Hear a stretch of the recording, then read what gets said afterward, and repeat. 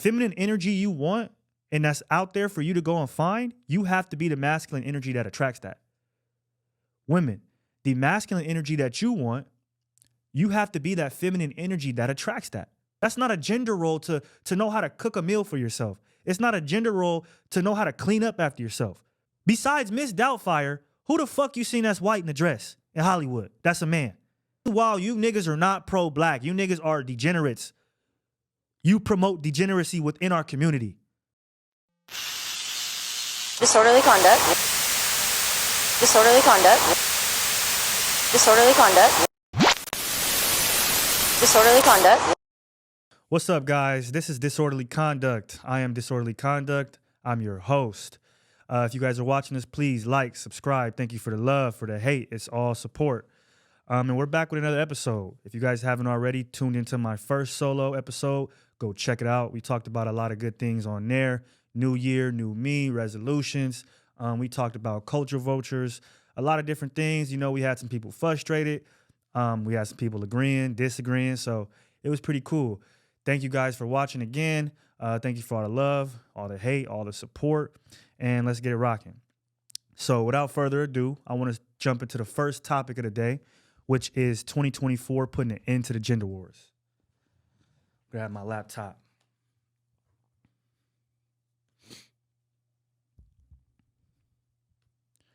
So as you guys know, I think 2023 and all year, years before that, especially when podcasting super, blew up, the gender wars was like probably the biggest topic to take your podcast to the next level or just get notoriety for your podcast. You know what I'm saying? So I think, though, as time went on, it's time to put an end to it. So 2024, to me, it's time to end the gender war thing. What I want to tell male and female is before you go and bash somebody else, before you go and bash the opposite sex about what they should be doing or shouldn't be doing, take a look in the mirror. So this is the year of looking in the mirror and taking accountability. What are you doing as a male? If you want a woman that's submissive, that's going to cook, clean, take care of the house, are you going to go out and provide and make sure she has the time to do all of that? If you're not doing that now, and if you're not making enough money now to provide for a family because you can't even provide for yourself, then you got to cut it out. You can't expect to find that, right? Woman, if you're still running the Instagram or Twitter with your problems, if you're walking around with a stank attitude, if you got a mouth on you, you know what I mean? Can't take direction, can't resolve conflict peacefully. You think you're going to find a man that wants to lead you? No, because you're going to be too hard to lead. You don't know how to listen. You're not coachable. So this is what I'm saying. Before you go and get on the opposite sex, what are you doing? What does your life look like? What are your habits? What are your goals? You know what I mean? What are your bad habits? And that's what you should be looking at before you go, okay, I need a man to do X, Y, and Z. Well, are you doing X, Y, and Z? Because what you put out in the universe is what you get back. So if anything you're asking for, if you're not already doing it for yourself, then how do you expect the universe to reward you for that? It doesn't make any sense. You know what I mean? It's like somebody saying, I want to be a millionaire, but not working towards it. How's it going to happen? How are you going to ever get lucky and stumble upon that opportunity to become one if you're not working towards it? You get what I'm saying? So we talk about this thing, masculine energy and feminine energy. Those are two words you hear all the time, right? Men, the feminine energy you want and that's out there for you to go and find, you have to be the masculine energy that attracts that. Women, the masculine energy that you want, you have to be that feminine energy that attracts that. So again, men, if you're not fully masculine, if you don't have a plan, if you don't know how to be disciplined, if you don't know how to execute your plan, stay on course, save money. Because a lot of relationships go bad because men don't know how to manage money or they don't know how to, they make bad decisions. Let's be honest. And in this world, money is something, right? If you don't know how to have a calm head, resolve conflict, you're not going to find a feminine woman who's soft, who wants to listen to you, who wants you to lead her. That's just what it's going to be because you're not masculine enough. The same thing with women.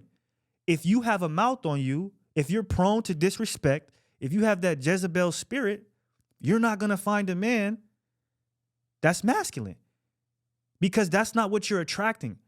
You're not attracting a masculine man. You're probably more than likely going to attract a man who is somewhat more in his feminine energy. And I don't even want to use those terms, but more so of a man who hasn't had it figured out yet because of your energy. So in 2024, before we get on the opposite sex and judge and tell a man or a woman what they should and shouldn't do, be that for yourself first.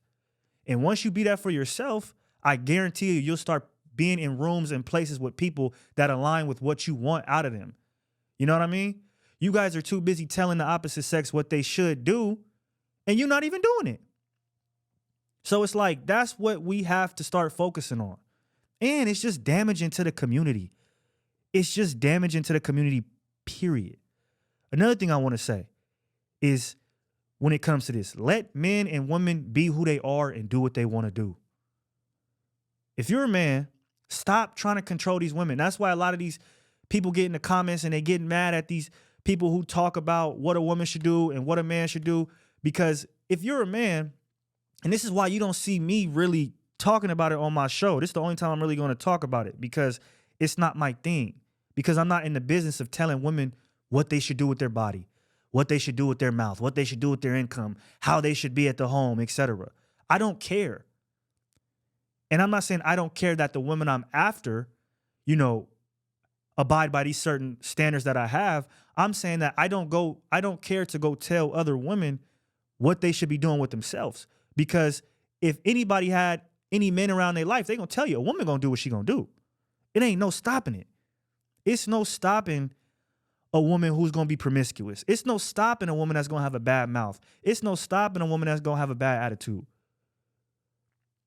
These are all things that they gotta stop on their own. Especially when you a grown-ass woman or a grown-ass man. You can't make somebody stop something. You get what I'm saying? And if you try to, yeah, they might stop it for a little bit. But after a certain amount of time, they're going to revert back to their old ways because they haven't fully made up in their mind and their spirit that they want to become a new person.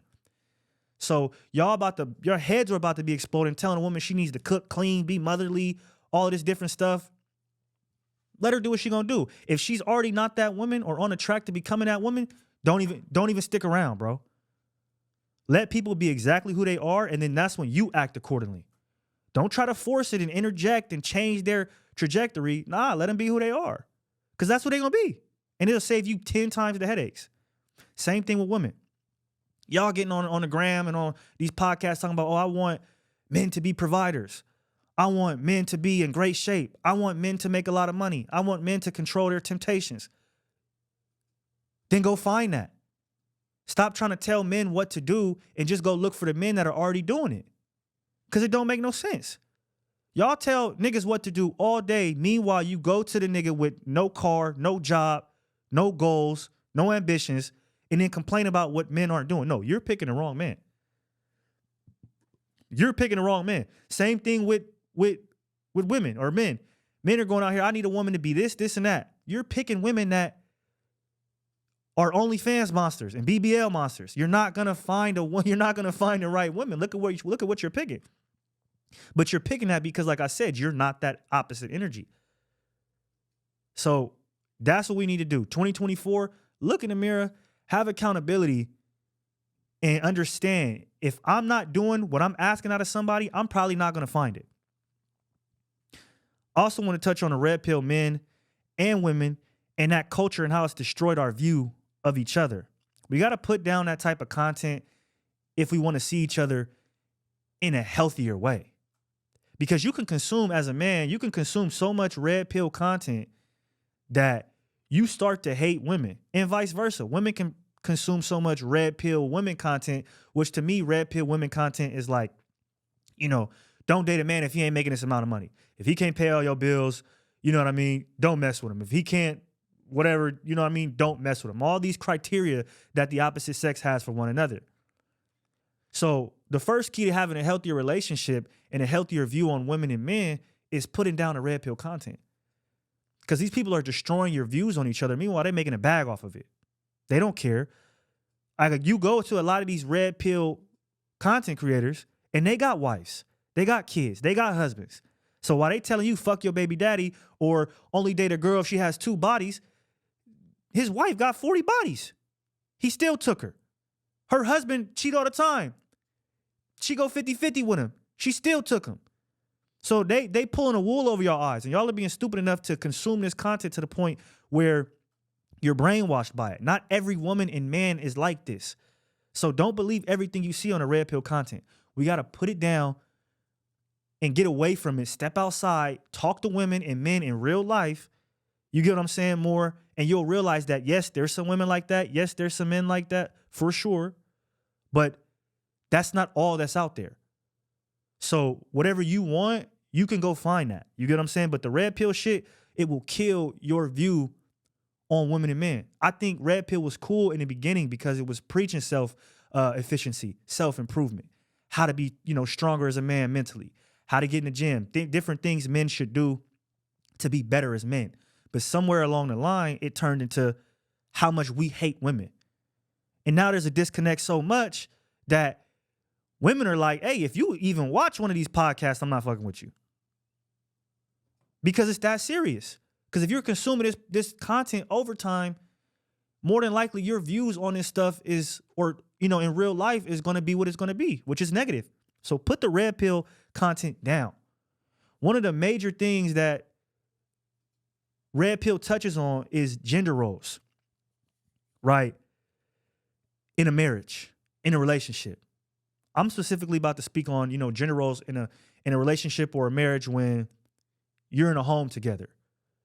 To me, gender roles are silly when it comes to these things. Taking care of kids, cooking, cleaning, that's silly shit, y'all. That's silly gender role shit. Let's be honest. If you're in a house, you and your wife, and you can't cook, you don't know how to cook, you don't know how to clean, you don't know how to take care of kids, what the fuck are you doing? That's not a gender role to know how to cook a meal for yourself. It's not a gender role to know how to clean up after yourself. It's not a gender role to take care of your kids. This is what you're supposed to do because you're a parent or you're a homeowner, you're with your partner, whatever the case is. These are not gender roles. Cut it out. You get what I'm saying? And sometimes, and I'm going to go with the ladies on this one. To be honest with you, when we're speaking of the gender roles and we talk about 50-50, everybody want to go 50-50 and 100-0, whatever the case is. Okay. Say we going 50-50. As a man, if you're going 50-50 with your woman and then she's taking care of the house, she's taking care of the kids, she's cleaning up, cooking the meals, are y'all really going 50-50 at that point? You're not going 50-50. So that's where I could understand the gripe of some women because it's like, how are we going to go 50-50 on bills and nothing else? No responsibility in the houses. That don't make no sense. So you can't be a dirty ass nigga and going 50-50. You can't be a nigga that don't take care of his kids and going 50-50. You can't be a nigga that don't ever cook a meal sometimes and be going 50-50 because you're going to have to pick up sometimes where she falls off. If you're truly going 50-50, that means splitting responsibilities 50-50. You get what I'm saying? So, and just even minus that, as a bachelor, as a man, you have to know how to cook, clean, and you feel what I'm saying? And take care of yourself. You don't know how to do that, then you're not ready for a partner, period. You're looking for a mommy or you're looking for a daddy. And that's a big problem that we have is we're looking for a mother. We're looking for a father in these relationships. And these people cannot be that for you. They cannot be a mother for you. They cannot be a father for you. Men want a housemaid, a mom to just, deal with their tantrums, clean up after them, and not give them no shit. That's what a mom do. Women want a dad.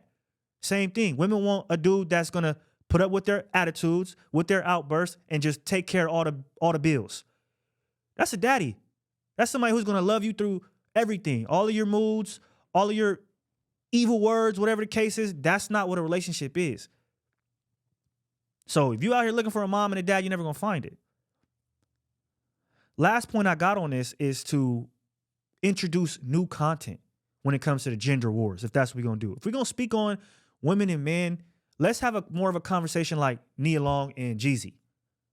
where we're breaking down some of the traumas that we go through as children, because it starts at home.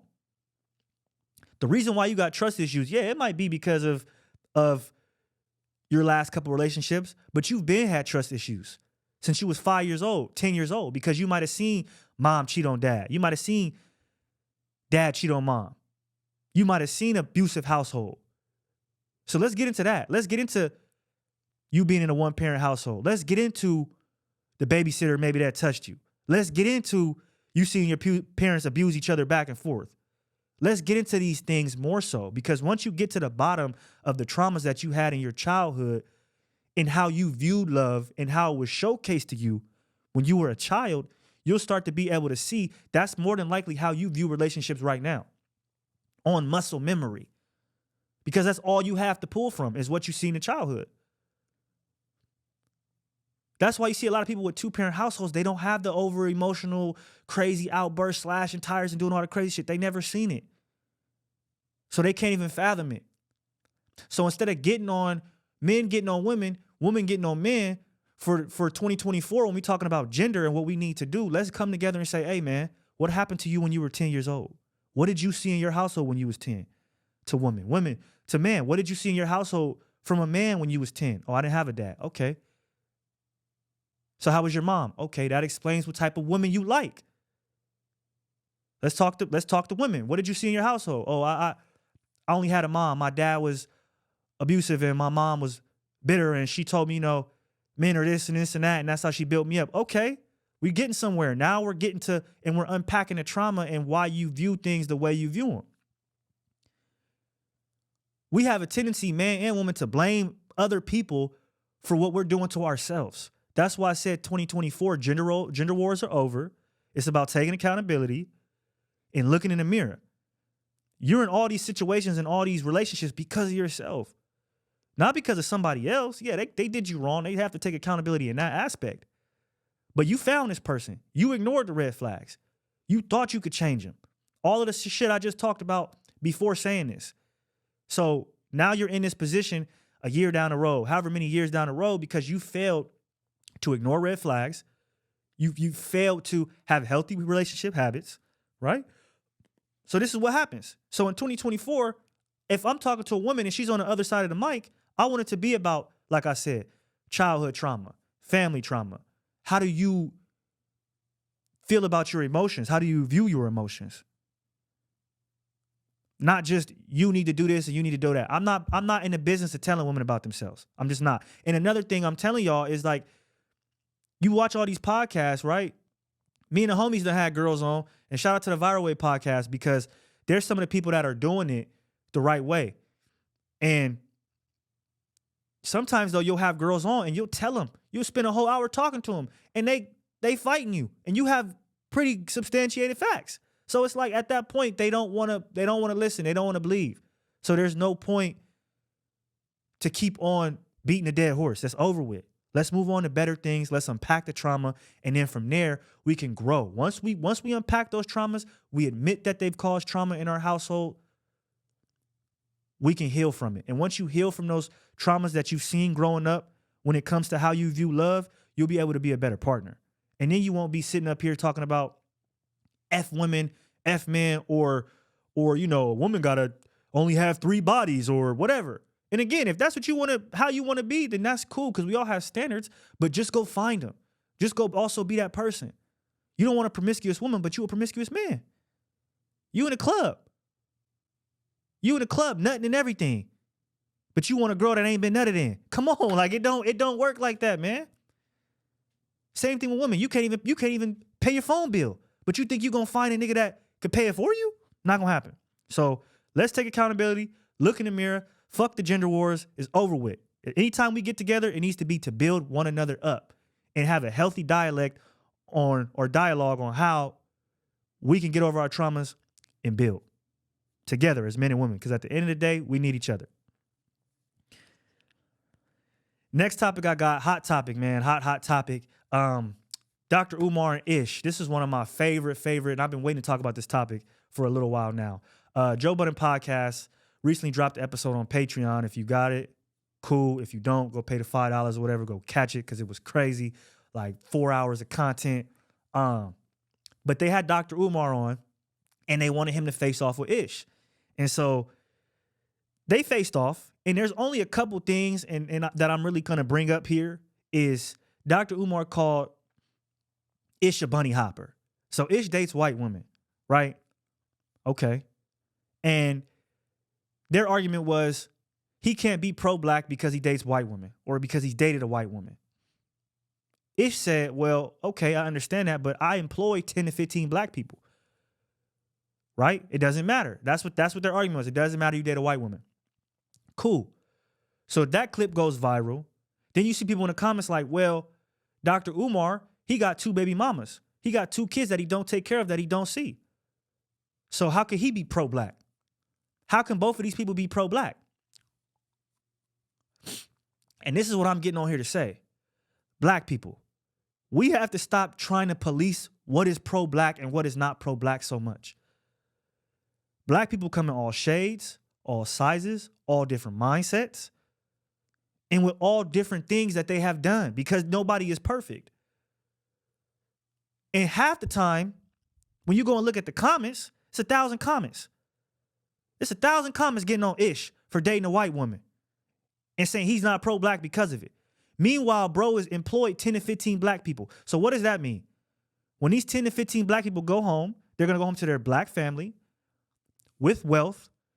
They're going to be able to provide, protect, and serve for their family. The kids in that household are going to see that black father or black mother in a positive light. They're going to see that black person work, right? Take care of business, be consistent, be disciplined, right? So then what is that black kid going to do? Grow up and do the same thing, if not better. So how is he not pro-black because he's dating a white girl? How is Dr. Umar not pro-black because he has 2 baby mamas? Like, y'all are trying to take y'all are playing semantics game in the black community when it comes to who's pro-black. And a lot of you niggas in the comments ain't doing shit to help the community. On a base level, you niggas aren't even good examples for the community. You niggas got a 500 credit score, 3 baby mamas. Don't talk to none of them. Don't want to pay child support. You ain't never even gave back to no black community nowhere. But you're trying to tell this man who's employed 10 to 15 black people, he's not pro-black? Because he dating a white girl? Come on, man. Like, and I understand the relationship we have with white people. I completely get it. But this man in real life is employing people that look like him. How the fuck is he not pro-black? How the fuck is he not helping the community? Same thing with Dr. Umar. He got 2 baby mamas. So fucking what? He done went all around the world spitting knowledge. Went to Africa, came back, went to DC, Chicago, Los Angeles. Trying to open up a school. How are these people not pro-black because a couple of things that they do? Meanwhile, the people who are saying they're not pro-black can't even be a good example for the community on a base level. You niggas still walking around with your pants hanging off your ass. Trying to be fake tough. And y'all talking about who's pro-black and who's not pro-black. You're not pro-black. Everything you do is damaging to the community. You're not pro-black, bro. It's so crazy to me. Like, y'all want people to look a certain way and act a certain way to be considered pro-black. Only thing that should matter is what they're doing for the black community, period. Nothing else should matter. Who you lay down with should not fucking matter. That's a relationship. That has nothing to do with what you're doing for the community. You got, perfect example. How many niggas you know out here date black girls exclusively? And look at the trauma they done left behind. Look at the hungry kids they done left behind. Are they pro-black now because they date a black girl? Are we really doing that in 2024? You got to date a certain person. You got to act a certain way. Shit, you got to look a certain way. I get shit for being light-skinned. Y'all want a nigga to be dark-skinned and just talk about black topics. Like, it's crazy what y'all want. Meanwhile, y'all do nothing for y'all community. Y'all go around saying who can and who cannot be pro-black. Meanwhile, y'all bumping Sexy Red to y'all 4-year-old daughters. Y'all have no savings, no investment. Y'all damn near know who Malcolm X is. If we was to bring it up. Y'all damn near know y'all history and lineage, but y'all think y'all are pro-black because you're dating somebody that's black? Come on now. That's whack, bro.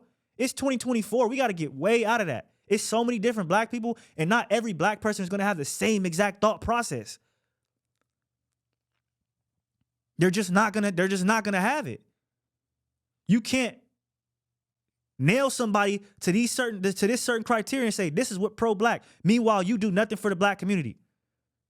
Dr. Umar brought up Vanessa Bryant and said, "Oh, with all of Kobe's money, is she giving back to any black kids in need? How many black women out here with a black baby daddy is giving back to any of these fucking black kids out here? None of them.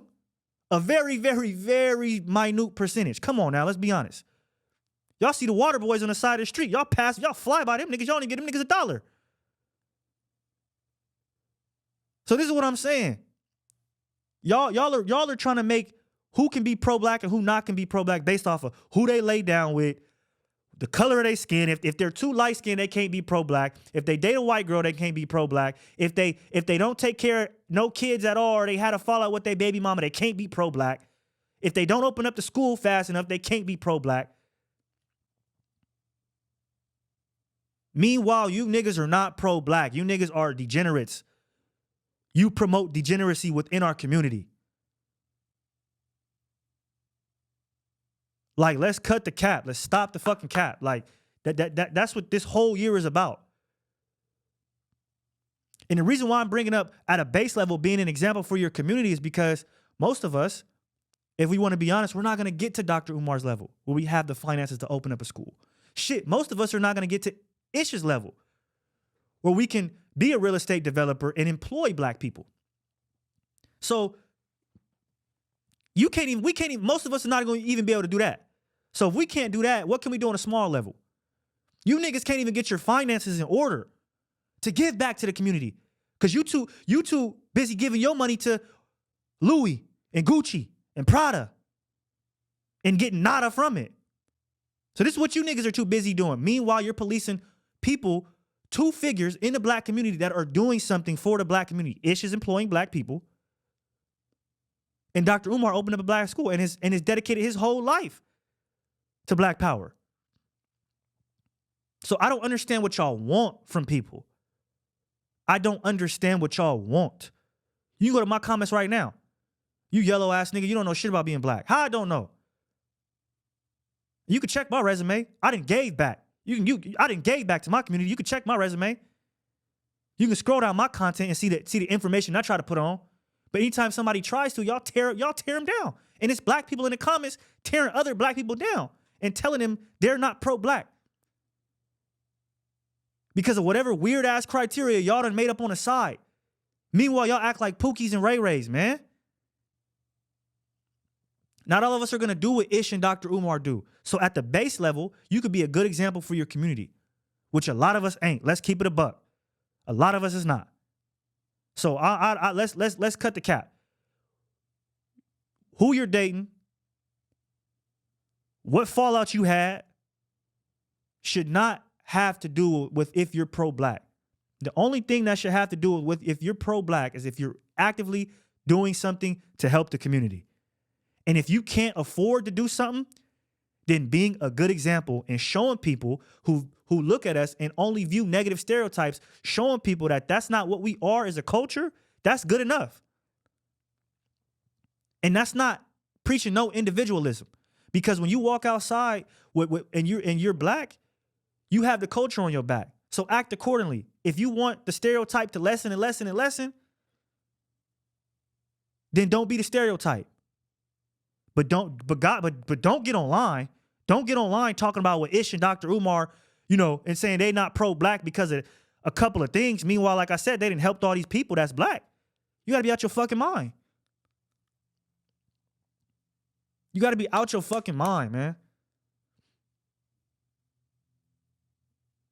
So before anybody that's black tries to police anybody and tell them that's black, they're pro-black or not pro-black, what are you doing to be a better example in the community on a base level? Or what have you funded? What have you given back to? What have you created to help black people? If it's nothing, then shut the fuck up. You're not pro-black. Point blank.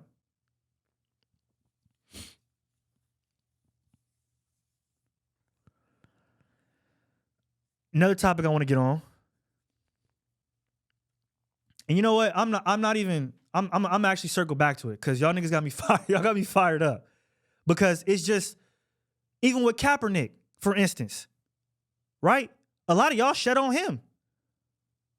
You see comments like this. I'm light skinned, right? Kaepernick light skinned. You see it, oh, it's always the light skinned one. It's always the light skinned one trying to be pro-black.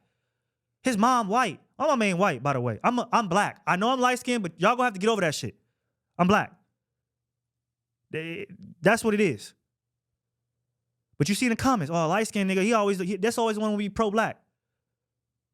Same thing with Kaepernick.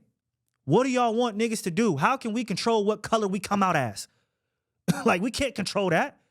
Niggas can't control if they come out lighter than you or darker than you. We can't control that. You feel me? We just trying to do what we can do to help the community. That's it. That's it. And it's sad that you're met with backlash from your own community about shit that don't even matter. Like who you lay down with. Like your failed relationships. Like your accent. If you don't speak a certain way. Oh, he not black. You can't be pro-black talking like that. Think about what I'm saying and the criteria that people have for what's pro-black. Think about it. So if I came on here and I was dark-skinned and I dated a black girl and I never broke up with her, but I didn't do shit for the community at all, my household was a mess, me and my girl fit the stereotype 100% for what black people are as a negative, I would be pro-black then? Just because I date a black girl? Don't make no sense to me. It don't make, in that case, if you look at statistics, most black men marry black women. So that would be everybody's pro-black at that point. But we not all pro-black. It's just what it is. Because at a base level, most of us can't even be a good example for our community. So I'm just saying what it is. I don't want to see no niggas that's not taking care of their kids in the comments because yeah, you are. How are you pro? Just because you date the girl, you feeding your kids? What you doing? You know what I mean? There's so many different things. It's so nuanced to what it is. You need to have knowledge of self, and you need to give that knowledge out to everybody you can that's black or not black. And you need to be a better example for the community. And if you can run into some money, then help the community out. But let's stop with the online antics and playing godlier than everybody. Meanwhile, your relationship is shit. You feel me? And you're not doing nothing but adding to the degeneracy in our community. Next topic that I want to get on is Cat Williams. Really Cat Williams and Kanye West. I feel like Kanye West, he ended 2023 with a bang, right, with the rant. Cat Williams brought 2024 in with a year of reckoning. So they both did something. And the reason why I'm talking about these two men in specific is because these two men are showing the interviewings of Hollywood and how it's really structured. And this is important. This is really important. I want to get more on Cat Williams because he talked about black men in dresses, right? And how most of these comedians that you see, they wore dresses and then they got exalted to the top. Or they did a weird scene and they got exalted to the top. There's something called buck breaking, which this is something that we went through as slaves. So the slave master would grape the slave in front of everybody. This is what they would do. The bigger the slave, the blacker the slave, the harder they would go, that the better it was for them. Because then they would show the rest of the slaves, this is the biggest soldier you got, the strongest soldier you got. This is the strongest slave on a plantation. And we still broke him down. So what you think we'll do to you? 10 times worse. So that instills a fear in our people. Right? But now you fast forward and you have people going through buck breaking for money. See, because it all changed. Once certain laws and systems were in place to ensure that those things couldn't happen anymore, they had to switch it up. I could go all the way back to, before segregation, and then segregation came, and then after segregation, how they still, made sure certain laws were in place, but then they created new things to get around those laws to still put us down. So buck breaking is something that happens in Hollywood. If you have to go put on a dress and act like a woman to get on, and you would have never done that besides that, then you got broken. You got emasculated. Call it what it is. It's the same thing with the painting of nails. And you have some men out here, some black men out here that paint their nails and acting a certain way unknowingly. They don't know their history. This is why knowing your history is important. Because you see how it translates and it takes different forms. So buck breaking is put in place to instill fear in the community, show you that your strongest soldier will be broken. And if he can be broken, anybody can be broken. And that's what you see with people wearing dresses. That's what you see with people painting their nails. Dr. Henry Kissinger in 1974 wrote that homosexuality should be promoted to the black community as an advantaged lifestyle to control population. This is a fact. You can go look them up. You can go read this. So when you hear that, and then you see black men in dresses, you see black men painting their nails, you see Lil Nas X getting promoted to everybody and their mama, what you think they trying to do? They're trying to emasculate us. Back then it was for nothing. Now it's for money. So people somewhere along the line have convinced themselves in their mind, okay, this is what I'm supposed to do. This is not bad because I got $1 million off of it. This is just a part of the game. And Cat Williams is pulling the curtain back. He's showing you that your idols, your favorite comedians, they somebody's doormat. That's how they got up there. They somebody's doormat. Yeah, they worked hard for sure. Not going to take that away from them, but they got broken down. They had to be emasculated to get in that position.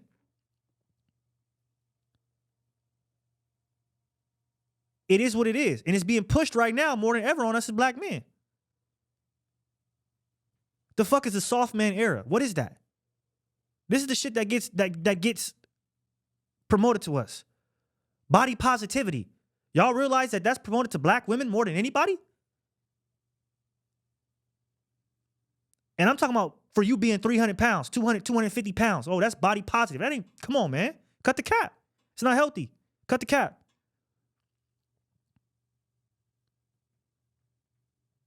So when you look at Cat Williams and what he's doing, he didn't lie one bit. He didn't lie at all, actually, because all the comedians responded and didn't say one thing. They didn't say he lied though. Shit, we even just saw a video of him. I just seen a video of him today running a 4.4740. He didn't even lie about that. Bro didn't lie about one thing. So unfortunately, this is what black men have to go through to get success in certain areas. Hollywood is a dangerous game. This is what we see. You might have to paint your nails. You might have to dress up as a woman. You might have to wear that dress or go through some type of grape scene to become successful. And down the line, these people brainwash themselves into thinking that's just the game. You don't lay down for no man to get success. You don't be nobody's doormat to get success. That's out. That's out. Be very cautious of what you're seeing. Because we have actors, you know what I mean? Future actors, future actresses coming up. And they're gonna have to maybe perform sexual acts. They're gonna maybe have to have humiliation rituals to get success. And so you have to look at that point, okay, am I gonna do it or am I gonna try to take another route? Do you get what I'm saying? What am I gonna do? And the fucked up part, which this goes back to the pro-black thing, is you have a whole bunch of black people in the comments again telling Cat Williams he ain't shit and bringing up all of his mishaps in life. Like I said, you can have all those mishaps and wrongdoings and you can still be telling the truth. It don't discredit you that way. It just don't. Malcolm X said it best. We're not outnumbered. We're out organized. That's what it is. We cannot come together on nothing. And it's all in front of our face. Tavis, Kevin, Faison, Medea, all these different things. The list goes on and on. I seen a picture on Instagram. All have been in dresses. Why? Besides Miss Doubtfire, who the fuck you seen that's white in a dress in Hollywood? That's a man. Kid Cudi was in a dress. Think about it. Who have you seen in Hollywood that's been in a dress? That's black. That's white. Nobody. Because they don't got to go through that shit to get on. They don't have to. Be careful who you make your idols, man. And I shout out to Cat and I know he for sure a little crazy. Yeah. But it take a little bit of crazy to come out there and say the truth. Believe it or not. Hollywood will continue to be a place where black people are emasculated and black men specifically are emasculated as long as we are praising money and status over morals and values. From the time you're able to read and comprehend and understand what's going on, the small town guy who works an honest job, makes an honest living, maybe believes in whatever religion he believes in, or maybe not, he's just a good person, that person is frowned upon. That person is a sucker. Compared to the guy who drives a Ferrari, lives in a high-rise apartment, who goes to all the crazy partying and fucks all the women and takes all the crazy drugs. That's the person that we look at and say, oh, yeah, I want to be him. I want to be him. So, and that's what's programmed from yay high. So as long as that's what it is, as long as that's how we view it, as long as we view the working man as a sucker, the small town guy who has morals and values as a sucker, and we view the guy, like I said, who's into God knows what, whole bunch of demonic shit as the real man, Hollywood's doors will always keep revolving. Niggas is always gonna keep running in there. And just because these black actors haven't came out and said they haven't been emasculated don't mean it ain't true. We just had, I forget his name. He just came out and he wouldn't even say who assaulted him. He just came out. I forget his name. You know his name? I don't know his name. Just came out. Chris Smith, something like that. But you even had Terry Crews said said he was touched on. So it's happening. You can't say it's not happening. It's just some people's getting paid enough to shut the fuck up about it. That's all it is. That's all it is. So y'all got to think about it. They're trying to emasculate black men. Why do you think right now to say you're a straight black male, why do you think accounts getting demonetized for that? You say you're a heterosexual male who you feel me, who works out, who doesn't subscribe to the entertainment business standards, your shit getting flagged. But meanwhile, if you go and put on a dress, paint your nails,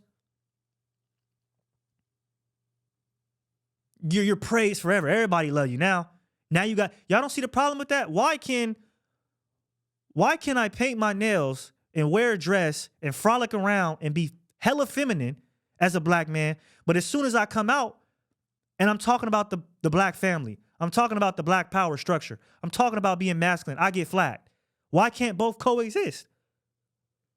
That's when you go back to that Henry Kissinger document that was wrote up, and you see how these are the things that they put in place for population control on us. They don't want us to be powerful. They don't want us to tap into our most powerful self. And you got to think about it. The people on the outside, the comedians before they made it, you think they knew about what was going on? Probably not. But then they got up in there and they like, man, 100 million sure sound nice. But what happens when you get the 100 million? It's not enough. It ain't never going to be enough. So you're going to have to get emasculated again and again and again. More than likely. Because the money's never going to be enough. That's why you have to put more emphasis on morals and values. And you can't be emasculated at that point as a black man. Because you know your worth. You have dignity. You're not willing to do anything for a buck. You feel me? You ain't built like that. In 2024, it's nothing wrong with being a heterosexual black male with a strong head on your shoulders that wants the black nuclear family, that wants more examples of black masculine men. There's nothing wrong with it at all. Don't let nobody tell you it is. Because what you see, niggas driving around in Raris and Rovers, that's black, was getting emasculated. They was wearing dresses and painting their nails and doing God knows what sexually to be considered for these opportunities. Before you go into the business, think, is that what you really want out of your life? Is it? Come on now.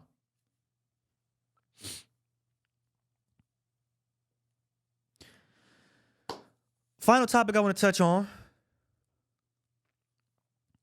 is I see a lot of people, you know, and I like to talk about finances too, because I think it's important in all communities, right? What, 70% of people live paycheck to paycheck, don't have a savings. So I think savings is important. Investing is important as well. So you don't need $100,000 or $200,000 to save and invest. Damn, I gotta use the bathroom. Hold on. Last topic, like I take a little potty break, but last topic I want to get on is you don't need hundreds of thousands of dollars. You don't need to be rich to save and invest, right? Again, when people talk about what they can and can't afford, a lot of times they never mention the debt that they're in. They never mention that, like I said, they got a $60,000 car and they don't, make enough money for it. They don't talk about how they maxed out their credit cards. They don't talk about, you know what I mean? Maybe other quick loans they took out, etc. A lot of people don't talk about these things when they talk about what they can and can't afford. They just say, oh, my job doesn't pay me enough. Well, if you can't afford and manage your money when you make, $50,000 a year, you think when you get $1 million, you're going to be able to manage it? You're not. You're just not going to be able to. So, you can start investing and saving right now. And I have 4 keys to saving and investing, or to start saving and investing. That's create a plan, discipline, patience, and don't get down on yourself. 4 easy things. Now, when you create a plan, you want to make sure that the plan is realistic, meaning that you're not saying, I'm going to save $600 a month and your bills are however much, over that or whatever. And your check is only $1,200 or whatever. Like, you have to make it realistic. So what you're going to do is you're going to write down your income, right? Then you're going to write down your expenses. And your expenses should include necessities only. And necessities are rent, utilities, gas, food, and savings and investing. See, a lot of us put savings and investing outside of our necessities. So you pay your bills, you get some gas in your car, you buy the groceries, and say you got $500 left, instead of saying, oh, before I take any of this and go blow it on myself for whatever I want, let me go save. Instead of that, you just blow it all, and then you have no savings or no investing. So when you create the plan, make sure it's realistic. You get what I'm saying? And then from there, have the discipline to follow the plan. So, and the reason why these all go hand in hand is because if you create a realistic plan, now all you have to do is focus on the discipline, right? And the discipline is really going to make you go through this plan with a breeze. So, for instance, you saving $200 a month from your paycheck. You're going to put, and it's really all you got to do. All you got to do. $200 a month. You're going to put, so that's $50 every 2 weeks. You're going to put 50 into your Roth IRA. You're going to put 50 into your high yield savings. Let me break that down for what that is. I wrote it down to explain it for y'all in simpler terms. A high yield savings is a saving account with a higher interest rate than a normal savings account, allowing your money to grow faster while sitting in your account.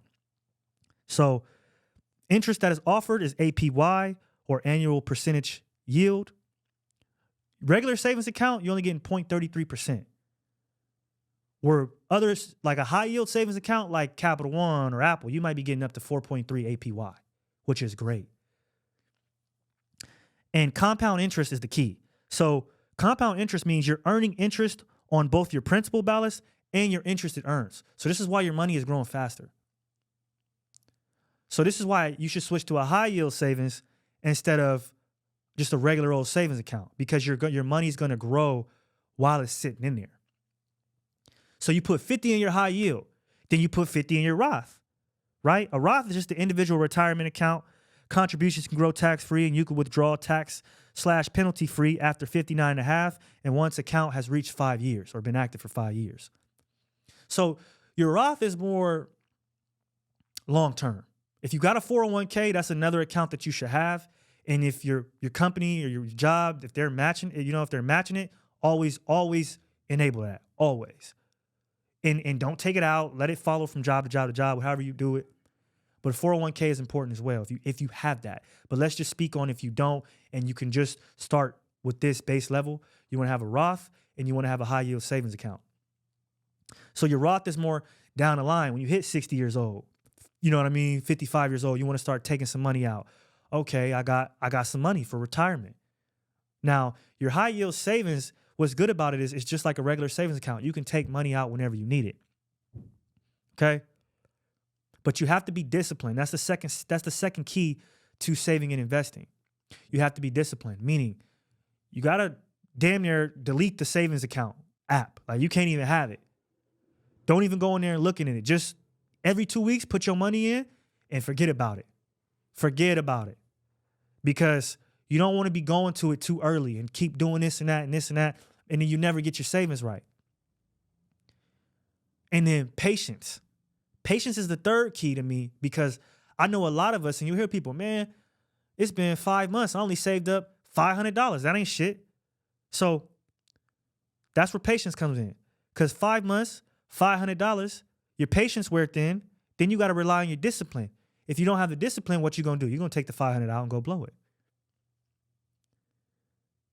And that comes to the fourth key. Don't get down on yourself. Just because it's been 5 months and you only got $500, hey, that's $500 that, shit, according to statistics, 70% of people don't got a savings. So you're doing something right. So it's good to save money.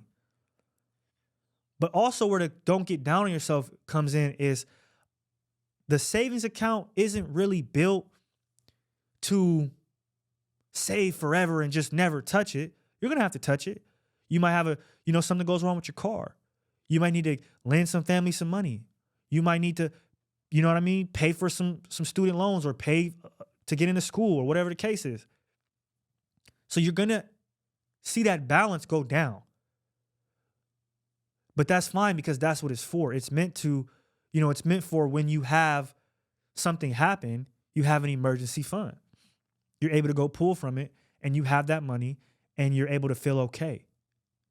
Right? Even if, for instance, you have a repair on your car and it's $600 and you only have $300 in your savings. Hey, that's still $300 that you don't have to take from your income that you just got. You get what I'm saying? So it helps in the end. A lot of us, and I seen Patrick, I don't know how to say his name, Patrick Bet David, talk about how rich people think, decades ahead. Decades ahead. And obviously most of us, and he was saying, how poor people think, we can only think 2 weeks ahead to the next check. Wealthier people think maybe a month in advance, 2 months in advance. So obviously I'm talking to people who aren't rich, but you got to start thinking further than 2 weeks into the future.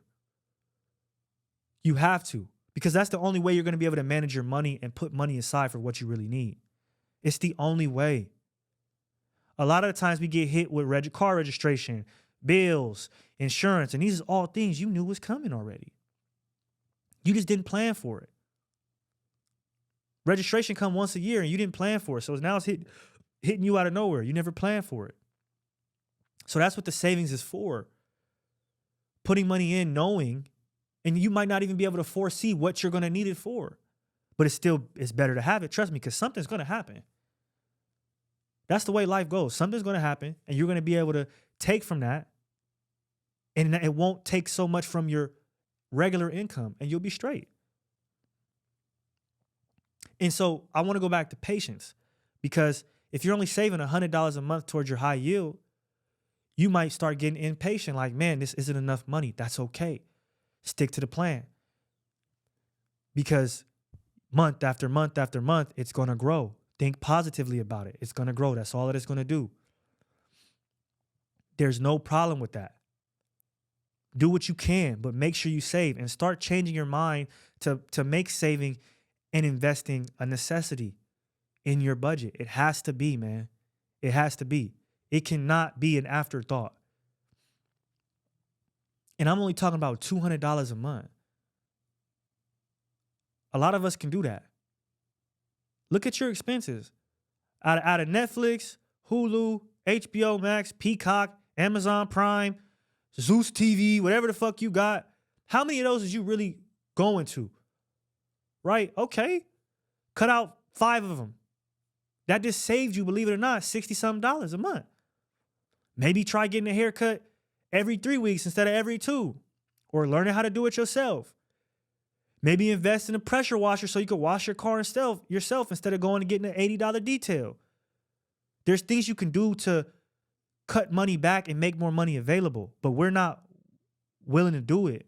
But then we want to complain about the rut that we're in and how we never have money. But y'all don't want to be disciplined. Y'all don't want to have patience. Y'all don't want to see a plan through, a good financial plan through. And it's really not hard. And also for the Roth IRA, you want to make sure you're investing in the ETFs, right? Which is part of like the S&P 500. Dollar cost averages. You want to make sure that you're putting your money somewhere where it's pretty much a guaranteed return on your investment. That's what you're doing when you invest. You can't just put your money in the Roth and it's just going to grow on its own. You got to make the investments, but you can do the research. It's very simple and easy.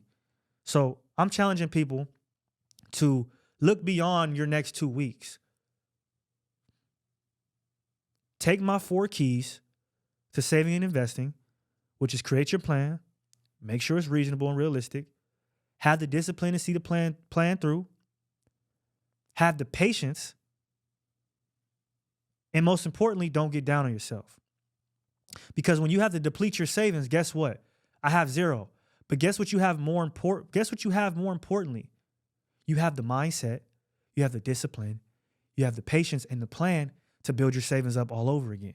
So it really won't be an issue. Right? So that's where all these 4 keys come in. Because all these 4 keys along the way is going to teach you the mindset and the strategic thinking and the discipline and the patience to how to do it over and over and over and over again. This is something that nobody could take away from you. Your car could go out, yeah, and you could have to take $1,000 out, but you can build it. Sure enough, you can build it back up. So this is important. Stop buying DoorDash. Stop buying stupid clothes and shoes you don't need, especially if you're getting in your mid to late 20s. Saving and investing should be like top priority, man. So trust me, if you want to just start out, get a Roth IRA, get a high yield saving, go with Capital One, Apple. Apple's a really good one. Anywhere you really want to, just go do the research, compare the APY, see which one's giving you higher, look at if they're, charging fees, etc. Really look into it and pick one and start putting $50 every 2 weeks into both. And in a year, you'll be like, oh shit, I got bread in both of these. And not only that, I've gained discipline and real skills on how to save and invest my money and knowledge, which is power. And you've applied it, which is even more powerful. So let's do that, man. Let's do that. 2024, get your savings right, get your investing right. 2024, stop the gender wars. If you're going to go talk to a female or a female is going to go talk to a male on a podcast, let's make it about our traumas and how we can break those down, learn from them, grow from them, create new habits over the old ones. Before you get online and say somebody ain't pro-black, what are you doing that's pro-black? If you bumping Sexy Red and on the block with the homeboys and subscribing to all the negative stereotypes of black, you not pro-black, I'm sorry. I don't care how dark your skin is or how light your skin is or how many black people you around. If you're contributing negatively to the black community, you're not pro-black. So get it out your head. Just because you date a black woman don't mean you're pro-black. I'm sorry. I know I'm going to get killed for that, especially because I'm light-skinned.